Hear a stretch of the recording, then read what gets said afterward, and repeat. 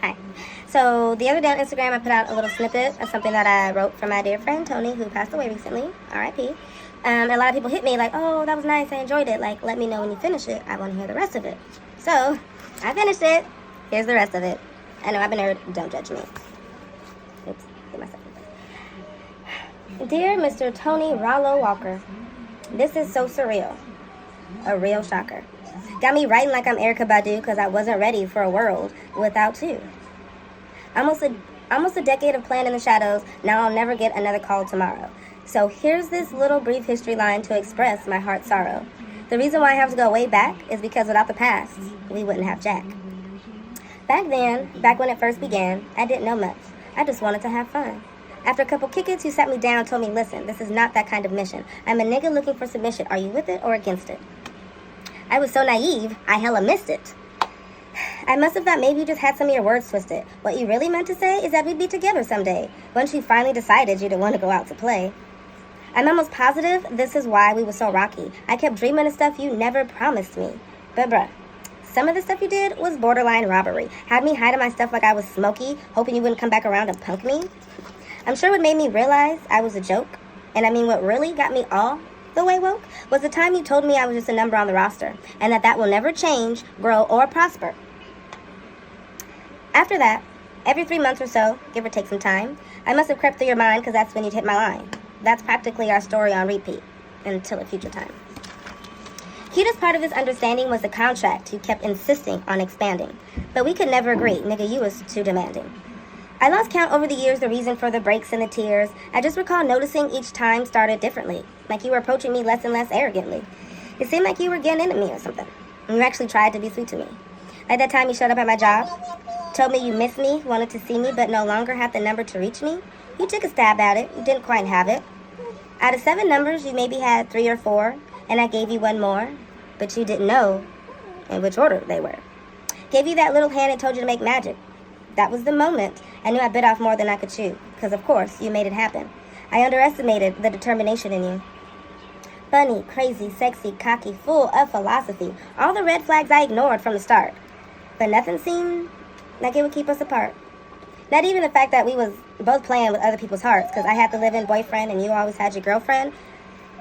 But that one time when I texted you I'd be at Main Street, since you ignored my text, I was extra surprised you popped up on me. Seeing you there made me all types of horny. I have no idea, and I really mean I have no clue, how I ended up in that car with you. But when I left, I took my whole ass home and put my boyfriend out. 1 dose of you, I didn't give a fuck what he was talking about. I swear he was gone by or before a late morning. But that I didn't need you knowing. Your head was already big enough. I wasn't trying to fill it up with more stuff, okay? Even though you talked all tough, you liked me to be single. Made you feel good to know you put it down and I didn't want to mingle. That was your way of bringing that contract back. Told me I might as well agree to your terms because the rest of these niggas is whack. You stayed trying to get me back on that naive track. But I wasn't going to keep going out like that, okay? So I'd stay away a while. Right when I thought I moved on, you do something to keep my attention drawn. Like when my sister answered my call, guess who? Antoine.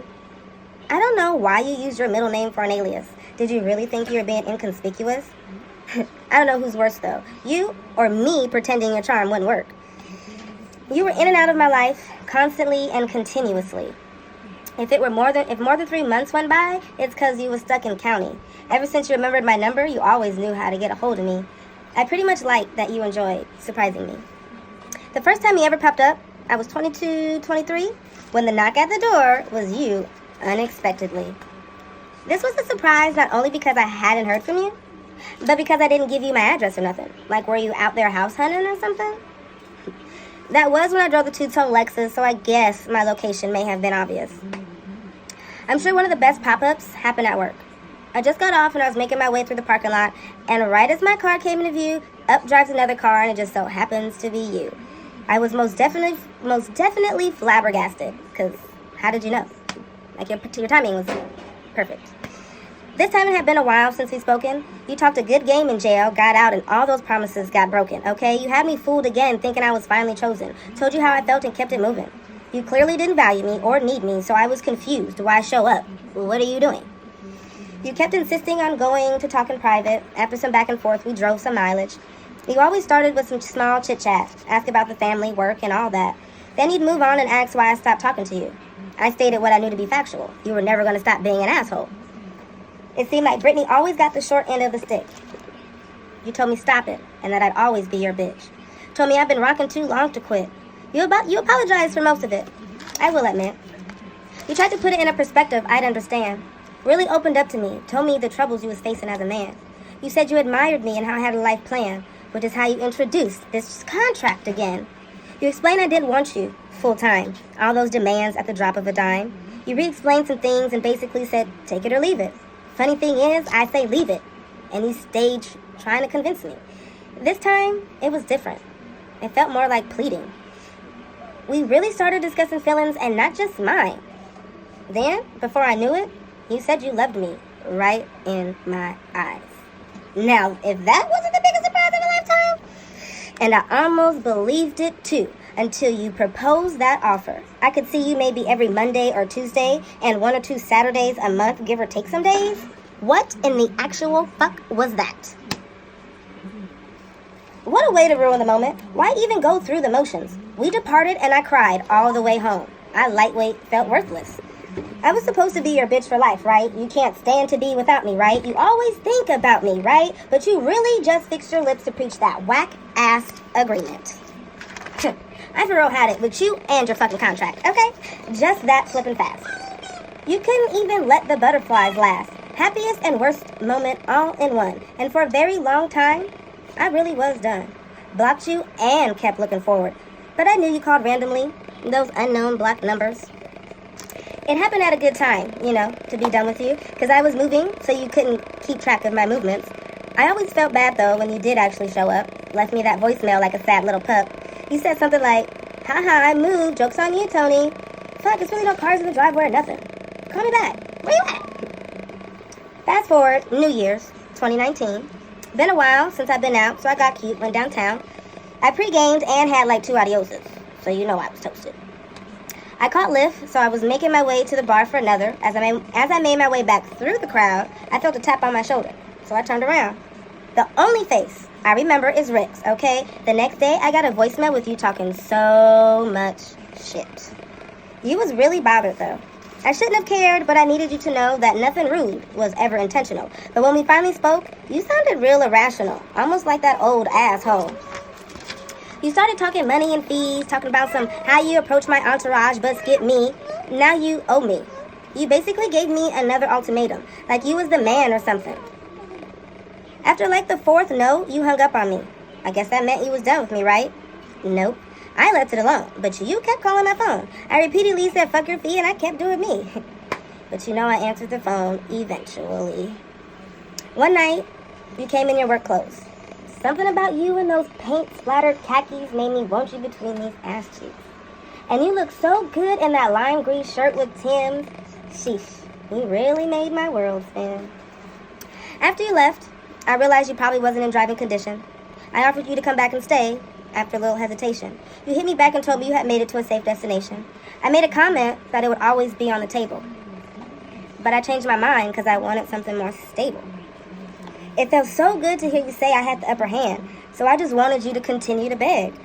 Even though I was clearly dealing with a more mature you, with braces, I might add, yeah, I'm still salty about that, okay? Because I love the hell out of that little gap. No cap. But I still wasn't satisfied. Now my heart is eating up all those missed calls. Pick up the phone. Answer. Quit playing games, man. Call me back. What's up? Let's catch up. Where you at?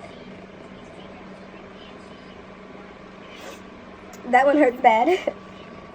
On a funny note, what must have been a joke was that one of the last texts to come through was, when I see you, I'm gonna fuck you upside down. I almost answered. I was actually curious on your execution on how you was going to get me off the ground. But all you ever wanted me to do was answer the phone for you. But to my defense, you have to understand, you always had me so easy, Tony, and all you chose to do was treat me sleazy. So I was just getting back what I felt was owed to me. I was blinded, and I couldn't see it at all. You was really trying to show me differently, really fuck with me more consistently. but I left my guard up. Permanently. I'm kicking myself in the ass. I wish I would have seen it previously. Since these prior days, I never expected you to change ways. You said what you said, so what was left to be said? I think what helped sway your mind was who you saw me become over time. You legit noticed things I didn't know you even paid attention to. Blew my mind every time you gave a recap. From start to finish, you named every good time and every mishap. Mentioned that you liked how I was shaping up, lost some weight, and got swagged up, even started playing in a little makeup. I ditched the games and the giggles. Well, only just a little. I don't know which do-over of a million start-overs did it, but you was falling for me. In so many words, you was starting to admit it. Maybe because I started making you do the most, jump through hoops just to get close. It's a little too late now, but I want to discuss this contract. Something we could never agree on, and that's facts. However, one of these days that you crossed my mind, I realized that the contract became less of what you wanted. You were so open and honest, and that's what you was requesting of me. That was the point of all the asking and all the questioning. You needed to know word for word what to give me so you can meet my needs accurately. Emotionally, spiritually, physically, and of course sexually. My slow ass was not ready for that level of maturity. I'm still learning more about me internally, okay? All I kept telling you is that I wanted more time. And you was trying to ask, what does more time look like? I was supposed to describe it. I shut down and didn't answer a lot. I didn't think you'd give in to my demands. Now that is a twist plot. Okay.